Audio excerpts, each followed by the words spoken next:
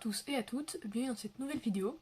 Aujourd'hui, je vais vous présenter mes coloriages terminés. Donc la vidéo sera en deux parties. Une première qui sera sur les coloriages hors Disney et une deuxième qui sera centrée sur les coloriages Disney. Donc aujourd'hui, on commence avec les coloriages hors Disney. C'est parti! Donc on commence avec le premier livre qui est le Célestial de Gabriel Piccolo. À la base, Gabriel Piccolo, c'est un artiste qui fait notamment des comics. J'adore son travail, notamment sur Teen Titans, et quand j'ai vu qu'il sortait un livre de coloriage, je me suis jetée dessus. Et c'est d'ailleurs mon premier livre de coloriage hors Disney. Donc vous voyez dans cette vidéo, j'ai pas énormément de coloriage hors Disney à vous présenter, parce que j'adore Disney, donc je vais facilement dans les livres Disney. Par contre, le hors Disney, je suis super difficile en ce qui concerne le choix des livres et des coloriages. J'ai vraiment du mal à trouver des choses qui me plaisent. Et c'est dommage parce qu'il y a tellement de choses qui existent. Mais voilà. Et voilà, par contre ce livre, ça a été vraiment... Je l'ai pris sans aucune hésitation. Parce que j'aime tellement cet artiste que ça me semblait une évidence pour moi. Donc le premier coloriage, c'est La Sirène, le signe du cancer. Donc il a été réalisé au Prismacolor pour la sirène et au feutre Twin Marker pour le fond. Fond qui, comme vous pouvez le voir, est absolument horrible. Je l'ai complètement foiré. Parce que pour la simple et bonne raison que je ne savais pas à l'époque, et bon maintenant ça va quand même un petit peu mieux, mais c'est pas encore oufissime. À l'époque je savais pas trop utiliser les feutres à alcool. Du coup, vous voyez, il n'y a absolument aucune transition. J'ai juste fait des petits points. Et bon, c'est vraiment... Enfin, ça marche pas du tout. Mais bon, c'est pas grave, c'était un test, c'est aussi là pour ça. Hein. Par contre, je suis plutôt contente de la sirène, même si la peau aurait mérité quelques zones plus claires, pour un peu rehausser les couleurs. Je trouve que ça aurait mieux rendu. Par contre, je suis plutôt contente des cheveux, de cette transition du rose vers le bleu. Bon, c'est pas fou, hein, mais je trouve que ça fonctionne plutôt bien. J'assume totalement ces couleurs hyper criardes, c'est vraiment ce que je voulais donner. Je savais que ça allait rendre kitsch, mais je voulais tester. Et je suis contente du résultat parce que c'est ce que je voulais rendre. Donc j'assume totalement cet effet criard, kitsch. Pour ce coloriage là, ça me plaît. Donc voilà une petite sirène qui aurait pu être mieux faite, mais qui a aussi ses atouts. Notamment, je trouve que la queue rend plutôt pas mal. J'en suis quand même plutôt contente. Ensuite, alors nous avons le centaure, le signe du Sagittaire. Donc c'est mon premier coloriage dans ce livre et donc mon premier coloriage hors Disney. J'ai voulu le faire parce que il y avait cette partie du coup le corps du cheval qui me donnait grave envie. J'adore colorier les chevaux depuis vraiment super longtemps. Du coup quand j'ai vu le centaure, je vais allez lui, on y va, c'est parti. Donc il a été réalisé au Prismacolor et avec un peu d'encre Colorex pour le fond. Et ah oui, je vous l'ai pas dit avant, mais à chaque fois vous voyez tout ce qui est matériel encre, feutre à alcool, ça traverse. Personnellement ça me dérange pas puisque vu que derrière il y a des lignes et que je compte pas écrire dedans, ça me dérange pas du tout que ça traverse, mais il faut quand même le savoir. Donc écoutez, je suis plutôt contente de celui-ci. Bon, la peau manque un peu de contraste, mais bon, les couleurs sont simples, elles fonctionnent bien. Je trouve que la touche de bleu, ça rehausse un peu le tout. Là, je m'étais pas risquée à faire tout un fond. J'ai juste centré un peu l'encre derrière le centaure pour le mettre un peu en avant. Voilà, un collage plutôt simple, mais je m'étais bien amusée à faire le corps du cheval, donc voilà, j'en suis contente. Et le dernier pour ce livre, il s'agit de la double page du loup. Je m'étais éclatée à le faire celui-ci. Bon, ça fait longtemps que je l'ai fait maintenant. Il doit dater de l'année dernière, je pense. Le fond a été un peu compliqué parce que j'avais choisi deux bleus qui en fait, il y a certains bleus qui font ça avec les Prismacolor. C'est-à-dire que ce sont deux bleus qui, alors je ne me rappelle plus lesquels, mais ils se mélangent pas bien en fait. Les dégradés fonctionnent pas trop. Du coup, je sais pas trop comment ça rendra la caméra, mais là en vrai, on voit que que ça fonctionne pas trop au niveau dégradé. Après, c'est pas ultra choquant, ça passe. Tout était super marrant à faire.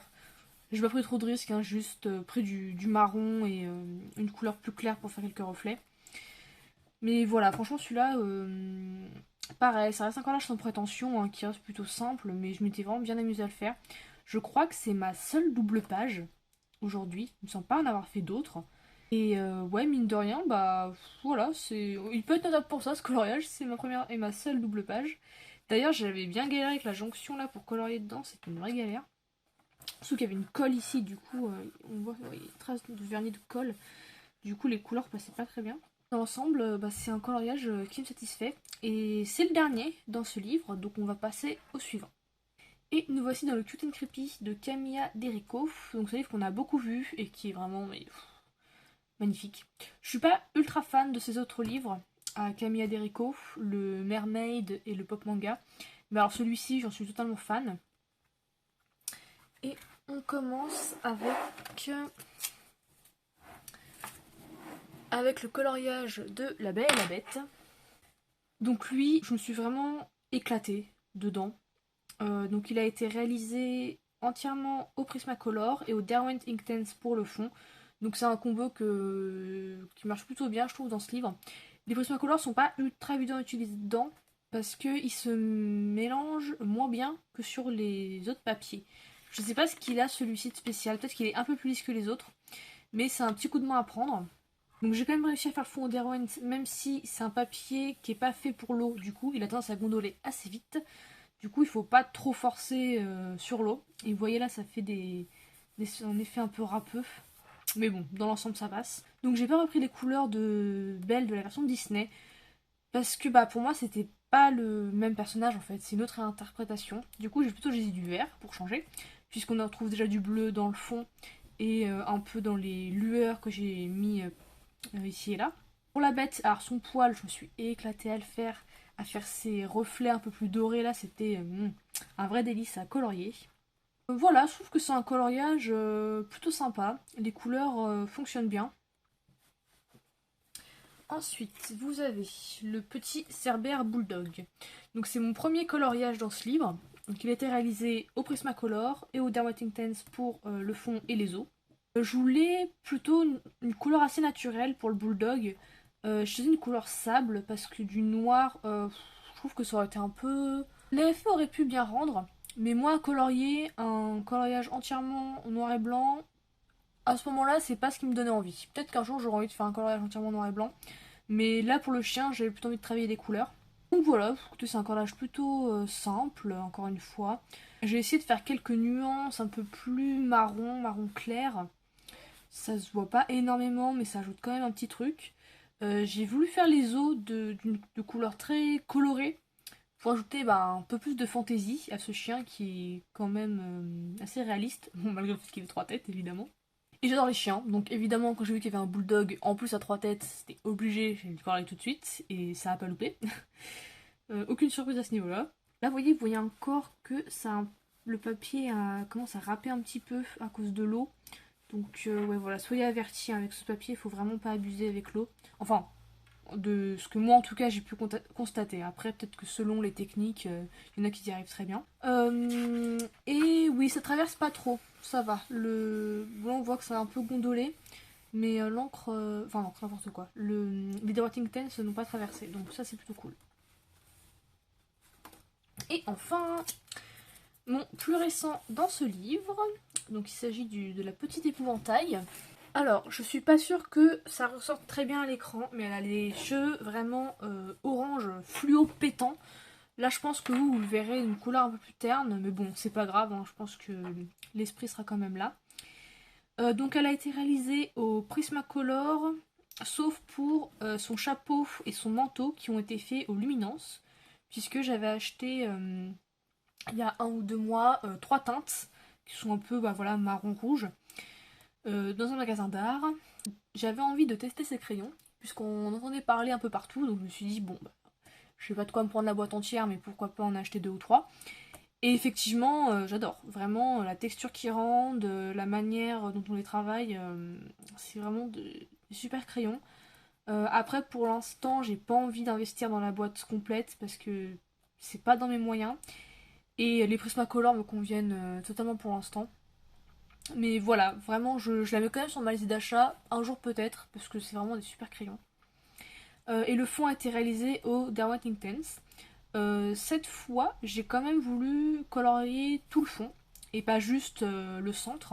Je trouve que ça donne un effet un peu moins vide. Ça, ce qui est un peu embêtant avec ce livre, c'est que les fonds sont plutôt grands et un peu vides malgré tout. Donc voilà, pour une fois, je me suis dit, bon allez, on va faire la feignante, on va tout colorier, ça va rendre un peu plus vivant. Et effectivement, c'est quand même un peu plus sympa. Je fais des couleurs toujours un peu automnales, mais un peu plus vives pour les chapeaux, histoire de pareil, de rehausser un petit peu les couleurs. Pour l'oiseau, j'avais envie de faire... alors je crois que c'est une mésange. Je suis pas certaine, dites-moi dans les commentaires si je me trompe. Mais il me semble que c'est une mésange. Donc j'avais envie de faire des couleurs un peu plus pétantes, un peu plus flash que l'épouvantail qui lui a des couleurs assez sombres. Pour qu'il ressorte bien du coloriage et qu'on voit que c'est un élément... comment dire, et qu'on repère bien cet élément, vous voyez, qu'il soit juste perdu avec les autres couleurs, parce que j'aurais pu le faire noir ou marron, mais il aurait pas bien ressorti, et ça aurait été un peu dommage par rapport au reste. Là, avec ce bleu, je trouve qu'il ressort vraiment bien. Donc voilà, c'est un coloriage que j'ai beaucoup aimé faire, je suis plutôt contente du résultat. Donc on va passer au coloriage suivant. Alors, pour les autres, ce sont des coloriages que j'ai détachés de leur livre. Du coup, c'est pourquoi vous les voyez ainsi. Donc normalement je les range dans un classeur, mais là pour vous les présenter, ça m'a semblé quand même plus pratique de vous les montrer hors du classeur. On commence avec un coloriage du livre Puzzle et Dragons, que j'avais acheté sur Mandarake il y a un petit moment aussi. C'est un livre que j'adore, les illustrations, faut aimer le type manga, mais elles sont vraiment magnifiques. En plus, vous avez au début du livre toutes les illustrations déjà coloriées. Donc on peut s'aider du modèle pour voir quelle couleur choisir, ou placer les ombres et lumières. Moi c'est ce que je fais, comme ça c'est vraiment du colo détente à 100%, je me prends pas trop la tête. Et ça me permet de colorier un style que j'aime beaucoup. Donc ici c'est un coloriage que j'avais fait pour l'hiver dernier. On a une écolière avec vraiment un aspect totalement hiver hein, avec ses flocons. Je l'ai réalisé au Prismacolor pour changer. Et les éléments du fond ont été réalisés au feutre à alcool Twin Maker. Et pour obtenir un effet un peu glacé qui est pas franchement réussi, mais bon, c'était aussi un test, j'ai repassé du crayon blanc dessus pour avoir voilà un effet un peu bleu plus clair, un peu glacé, même si bon encore une fois, je suis pas totalement convaincue par l'effet. J'adore travailler le bleu, du coup celui-là ça a été un vrai plaisir à faire avec toutes ces nuances. Vraiment, je me suis éclatée. J'ai repassé les contours au feutre noir pour que ça ressorte un peu plus. Au final, je sais pas si j'ai bien fait ou pas. Là, ça me semble être une bonne idée parce que ça permet de bien différencier tous les éléments. Après, peut-être que les reliefs auraient mieux rendu si je n'avais pas fait. Mais voilà, pour celui-ci, ça me semblait quand même être le bon choix. Ensuite, toujours dans le Puzzle et Dragons, nous avons cette jeune fille avec le dragon. Alors celui-ci, il a été moins fun à faire. Honnêtement, je commençais à en avoir marre. Autant le dragon, vraiment, je me suis beaucoup amusée. J'ai même essayé de faire une texture un peu différente pour ses cornes. Donc pour la fille, ça a été beaucoup plus long, surtout avec son manteau, il y avait beaucoup de couleurs différentes dedans. C'était pas vraiment fun à faire au final. Mais bon, j'ai failli l'abandonner, je suis quand même contente de l'avoir terminé. Il aurait pu être mieux, franchement. Enfin, le visage, il est raté. Le nez, si j'avais pas fait le petit trait là, on croirait pas qu'elle a un nez. Ça manque beaucoup de contraste. Ses yeux sont un peu vides aussi. Bon, je pense qu'on voit bien que je me suis plus éclatée ici, où les couleurs fonctionnent mieux, que là où c'est beaucoup plus plat, c'est plus terne.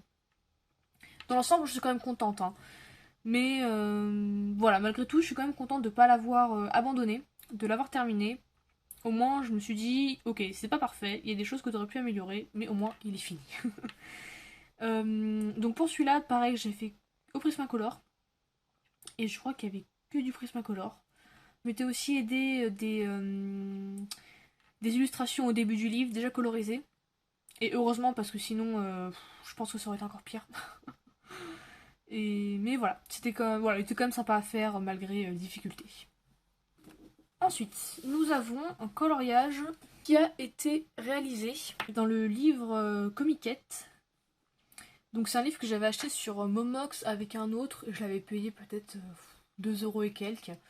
Je vous montrerai quand je ferai la présentation de mes livres. Ici, nous avons Ringo, du manga Air par le mangaka O Great. C'est un manga que j'adore. Je pense pouvoir dire que c'est mon préféré. Alors, quand j'ai vu qu'il y avait quelques illustrations de l'auteur dans le livre, je me suis jetée dessus. En plus, bon, vu que je l'ai payé que 2 euros, je me dis que c'est pas très grave si je colorie pas beaucoup dedans, mais c'est en tout cas cette illustration que je voulais absolument faire. Donc elle a été réalisée au Prismacolor, évidemment. Et pour le fond, j'ai utilisé de l'aquarelle. Et si mes souvenirs sont bons, ça doit être avec la dernière palette que j'ai achetée, c'était la Paul Rubens. Et écoutez, j'en suis plutôt satisfaite. Je trouve que... Bon, en fait, je suis pas super forte à l'aquarelle, j'ai vraiment beaucoup de mal. Mais là, je trouve que le dégradé du rouge vers le jaune fonctionne pas trop mal. Ça pourrait pu être mieux, mais c'est pas trop mal. Pour le reste, j'ai utilisé le dessin original, en fait, qui était déjà colorisé, pour savoir où placer les ombres et lumière. Et grâce à ça, c'était un vrai plaisir à faire. Pareil, c'est un coloriage détente. Un vrai challenge quand même pour la peau. D'ailleurs, vous avez un tutoriel pour la peau sur mon profil Instagram, mais je pense que vous en ferez un sur YouTube qui sera peut-être plus complet. Mais voilà, c'était vraiment pour un coloriage 100% détente sur un personnage que j'adore.